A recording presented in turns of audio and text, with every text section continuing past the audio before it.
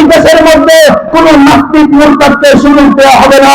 রক্ত যদি চাও, শাপলা চত্বরে রক্ত আমরা দিয়েছি, রক্ত যদি চাও টঙ্গীর ময়দানে রক্ত আমরা দিয়েছি, রক্ত যদি চাও বুলাই রক্ত আমরা দিয়েছি, রক্ত যদি চাও হাটহাজারীতে রক্ত আমরা দিয়েছি, রক্ত যদি চাও স্বাধীনতার সুবর্ণ জয়ন্তীতে রক্ত আমরা দিয়েছি। রক্তের বন্যা বয়ে যাবে, নাস্তিক মুরতাদদেরকে বরদাস্ত করা হবে না। করে গেছেন হাদিসের মর্মবাণী উপলব্ধি করলে একথা প্রতীয়মান হয় যে ইনশাআল্লাহ চলতি একবিংশ শতাব্দী এই শতাব্দী হবে বিশ্বব্যাপী ইসলামের বিজয়ের শতাব্দী। কথা ঠিক কিনা? এই শতাব্দীতে আবার বিশ্বব্যাপী ইসলামের বিজয়ের নিশান উঠবে। আমেরিকার ওয়াশিংটনের হোয়াইট হাউস ইসলাম দখল করবে, চাইনার বিকিং এর রাজপতি আল্লাহু আকবারের ধ্বনি প্রতিধ্বনিত হবে, রাশিয়ার মস্কোতে ইসলাম শাসন করবে, দিল্লির লাল কেল্লাতে আবার ইসলামের বিজয়ের নিশান উঠবে। রূপবার শব্দ পৃথিবীর কোন শক্তির হবে না ইনশাআল্লাহ। এজন্য মুসলমান, আমি যুবক ভাইদেরকে বলবো, হে যুবক ভাইরা, কি হলো তোমাদের? তোমরা কি মুহাম্মদ বিন কাসিমের 17 বছরের তারুণ্যকে ভুলে গেলে, নাকি সালাউদ্দিন আইয়ুবীর বিশ্বজয়কে ভুলে গেলে? মনে রাখবে, খোদার আসমান এবং জমিনের মধ্যে যদি কারো স্লোগান দিতে হয়, কারো বরত্বের জয়গান গাইতে হয়, তাহলে আব্রাহাম লিঙ্কনের নয়, মাও সেতুনের নয়, কার্ল মার্ক্সের নয়, লেনিনের নয়, জর্জ ওয়াশিংটনের নয়, বঙ্গবন্ধুর নয়, শহীদ জিয়ার নয়, দুনিয়ার রাম বাম আর ট্রাম্পের নয়। বরত্বের জয়গান গাইব তো খোদার জমিনে খোদার বরত্বের জয়গান গাও।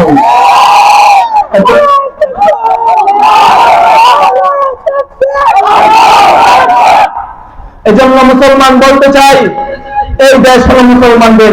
কথা ঠিক কিনা? ইসলামের দেশে কচুরি ফানার মতো দেশে আসে নাই।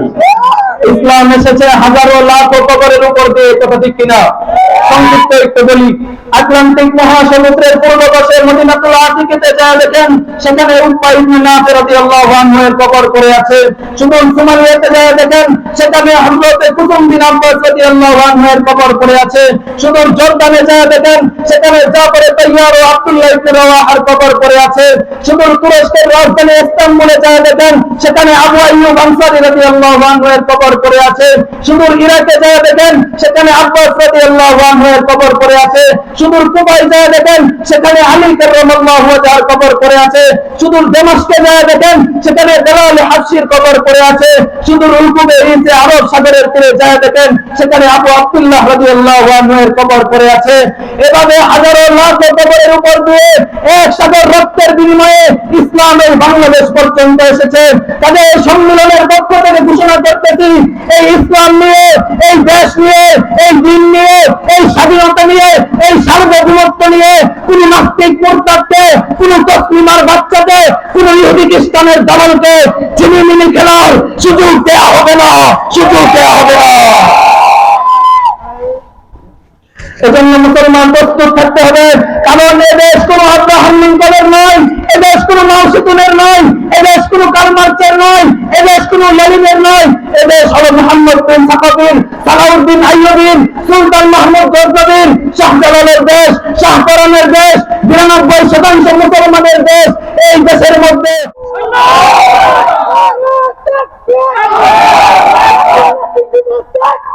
ইসলাম জিন্দাবাদ।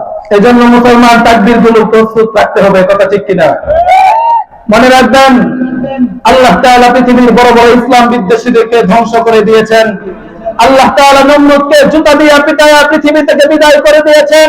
ফেরাউনকে আল্লাহ সমুদ্রের মধ্যে চুবাইয়া পানি খাওয়াইয়া বিদায় করে দিয়েছেন। কারুন, হামান, আবু জাহল, উতবা, শাইবাদেরকে আল্লাহ ধ্বংস করে দিয়েছেন। কওমে লূত, কওমে আদ, কওমে সামূদকে আল্লাহ পৃথিবীর মানচিত্র থেকে মুছে দিয়েছেন। কাজেই হে ইসলাম বিদ্বেষী, তোকে যদি আল্লাহ ধ্বংস করতে চান তাহলে সকাল সন্ধ্যা লাগবে না।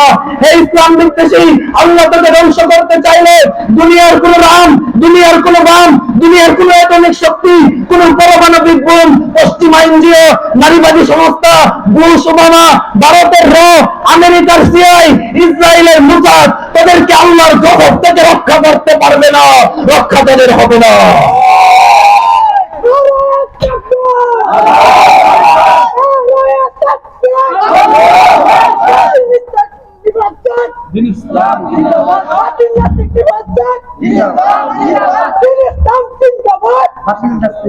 এজন্য মুসলমান বলতে চাই, আমার কথা হলো যুব সমাজকে কেন্দ্র করে, হে যুব সমাজ, তোমাদের দ্বারা পৃথিবীর বড় বড় বিপ্লব সাধিত হয়েছে, কথা ঠিক কিনা? পৃথিবীর প্রতিটি বিপ্লবের পিছনে যুবকদের অবদান রয়েছে। ইভেন বাংলাদেশের প্রতিটি অর্জনে যুবকদের অবদান রয়েছে। 1952 সালের ভাষা আন্দোলনে যুবকরা যখন মাঠে নেমেছিল, ভাষা আন্দোলন সফল হয়েছে। 69-এর গণ অভ্যুত্থানে যুবকরা যখন মাঠে নেমেছিল, গণ অভ্যুত্থান সফল হয়েছে। 71-এর স্বাধীনতা আন্দোলনে যুবকরা যখন মাঠে নেমেছে, স্বাধীনতা আন্দোলন সফল হয়েছে। 90-এর স্বৈরাচার বিরোধী আন্দোলনে যুবকরা যখন মাঠে নেমেছে, স্বৈরাচারের পতন হয়েছে। 1996 সালে তসলিমা নাসরিন গোটা দেশ জাতি ও ইসলামকে নিয়ে যখন বিশুদ্ধার করছিল, ইসলামের অবিচ্ছেদ্য অংশ পর্দার বিধানকে গালিগালাজ করছিল, তখন হে যুব সমাজ, তোমরা যখন মাঠে নেমেছিলে, যে তসলিমা বুরকাকে পর্দাকে গালি দিত, তোমাদের তারা খেয়ে রাতের অন্ধকারে সেই বুরকা পরে দেশ ছেড়ে পালাতে বাধ্য হয়েছে, কথা ঠিক না? অতঃপর 2013 সালে নাস্তিক মুরতাদরা যখন মাথা ছাড়া দিয়ে উঠেছিল, তখন হে যুব সমাজ, তোমরা যখন আল্লামা আহমদ শফীর নেতৃত্বে তোমরা যখন মাঠে নেমেছ, তখন নাস্তিক মুরতাদরা লেজ গুটিয়ে গর্তে পালাতে বাধ্য হয়েছে। এখন গর্তের মুখে পাথর চাপা দিবা আর এ কথা বলে দিবা, একজন যুবক বাংলার জমিনে বেঁচে থাকতে নাস্তিকদেরকে গর্ত থেকে বের হতে দেয়া হবে না, বের হতে দেয়া হবে না। এজন্য মুসলমান, কথা পরিষ্কার। আপনি বলবেন হুজুর আপনারা ইসলামের কথা বলেন, ইসলাম তো সব জায়গায় চলে না। এক কথাই তার উত্তর হলো, ইসলাম যে জায়গায় চলে না, কোনো মুসলমানও সেই জায়গায় চলতে পারে না, কথা ঠিক কিনা? যে বিবাহ শাদীর অনুষ্ঠানে ইসলাম চলে না, সেই বিবাহ শাদীর অনুষ্ঠানে কোনো মুসলমান অংশগ্রহণ করতে পারে না, কথা ঠিক কিনা?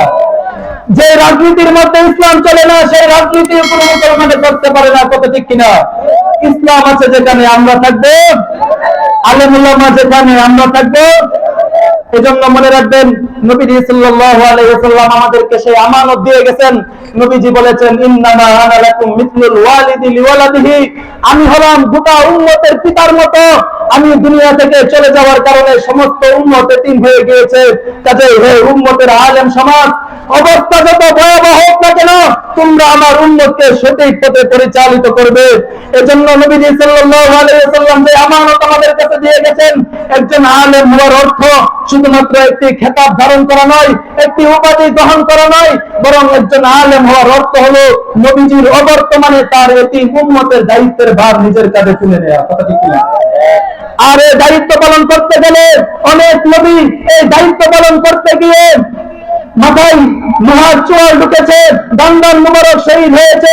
হযরত ইব্রাহিম খলিলুল্লাহ অগ্নিকুণ্ডে নিক্ষিপ্ত হয়েছে। হযরত মুসা কালিমুল্লাহ জাতির অপবাদের শিকার হয়েছে। হযরত ঈসা রূহুল্লাহ ইহুদি কর্তৃক হত্যাকাণ্ডের ষড়যন্ত্রের শিকার হয়েছে। অনেক পয়গম্বর ফাঁসি কাস্টে ঝুলেছেন। জাকারিয়া আলাইহিস সালাম করার দ্বারা দ্বিখণ্ডিত হয়েছেন।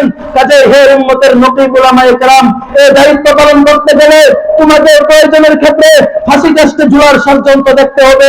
প্রয়োজনের ক্ষেত্রে হামলা মামলার শিকার হওয়া লাগতে পারে, জেল জুলুমের শিকার হওয়া লাগতে পারে, গুম হত্যার শিকার হওয়া লাগতে পারে। প্রয়োজনে ফাঁসির কাস্টে দিয়ে বলতে হবে, আল্লাহকে ছাড়া পৃথিবীর কাউকে পরোয়া করবার সময় না। এজন্য প্রস্তুত থাকবেন তো ইনশাআল্লাহ। আমাদের জীবনকে দিয়েছেন, আমাদের জীবন কার জন্য? শহীদ কখনো মৃত্যুবরণ করে না। কোরআনের মধ্যে বলা হয়েছে, ওয়ালা তাহসাবান্নাল্লাযীনা কুতিলু ফী সাবিলিল্লাহি আমওয়াতা, যারা আল্লাহর রাস্তায় জীবন দেয় তারা মরে না, বরং তারা সারা জীবন জিন্দা হয়ে কবরের মধ্যে থাকে, কথা ঠিক কিনা? এজন্য সর্বদা প্রস্তুত থাকবেন তো ইনশাআল্লাহ। বয়ান অনেক লম্বা করুন যেহেতু, কিন্তু মনে করেন এই রাত 2টার পরে কোনো জায়গায় আমি বয়ান করি না। বাংলাদেশের অনেক জায়গায় আলহামদুলিল্লাহ আপনাদের দোয়ায় বয়ান রাখি, তো আমাদের মাহফিল গুলোতে আলহামদুলিল্লাহ আপনাদের দোয়ায় জনতার বাদ ভাঙ্গা ঢল পড়ে। দূর দূরান্তে মানুষ থাকলে অন্তত বলে যে মাহফিলে একটু কথা শুনে আসি কি বলতেছে। তো এই যে আপনাদের এই স্বতঃস্ফূর্ত উপস্থিতি, এই উপস্থিতি প্রমাণ করে আগামী বাংলাদেশ ইসলামের বাংলাদেশ।